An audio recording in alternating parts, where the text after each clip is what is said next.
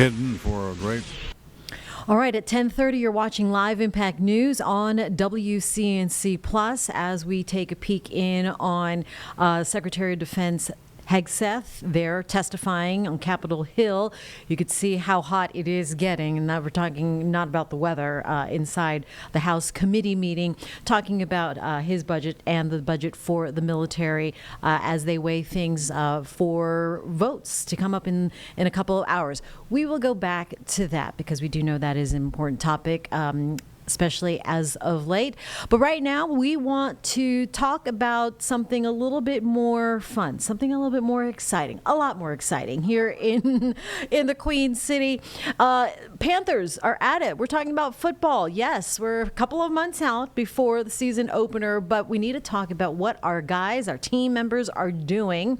So Danielle Stein now in front of Bank of America Stadium, giving us the latest here on what we can look forward to, what you're looking forward to at camp there.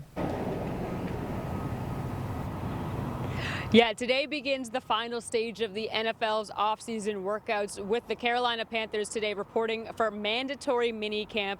Now, although this is the first required time that the players are here back in Charlotte, we've been seeing a little bit of a new energy around this team so far this offseason. Going back just last week to OTAs first, we saw just about the entire roster reporting. Of course, all of those who were available, those who are healthy enough to participate. So really good attendance marks is a really good sign for things to come. But even off the field as well, we've been seeing a lot of players gelling and doing a lot of coming together and building those relationships. Even just this past weekend, Bryce Young hosted his annual youth football camp, which also did focus on mental health, and the turnout over 300 campers, which also speaks about the community support of the team as well. But seeing other team members showing up, like head coach Dave Canales and a number of his teammates also showing up, that talks about the building of the relationships, and that's going to be paying off as we go into the season as it begins. I really appreciate the coaching staff for that.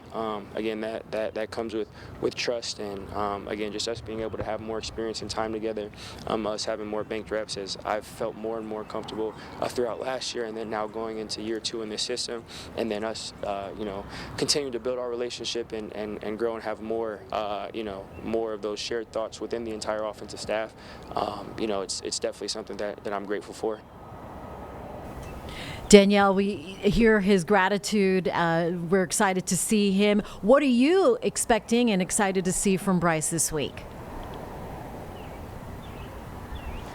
Yeah, of course, there's a lot of anticipation after how last season ended for Bryce Young, where he really started to show his full potential, and we can only expect to see more of that as the season is getting going. But that wide receiver room is definitely something to look at, because they've been really focusing on building different weapon choices for Bryce to work with. Specifically, of course, if we look back to the draft when they went after T-Mac, a receiver at the number 8 spot as the number 8th overall pick in the draft. That's someone that they both talked about having that Cali connection, so there is a little bit of a relationship already between the two. They played at rival high schools, of course, but it's going to be building that over the next week and seeing how Bryce and T-Mac are going to be working together on the field. I think that's going to be something a lot of fans are going to be looking forward to seeing.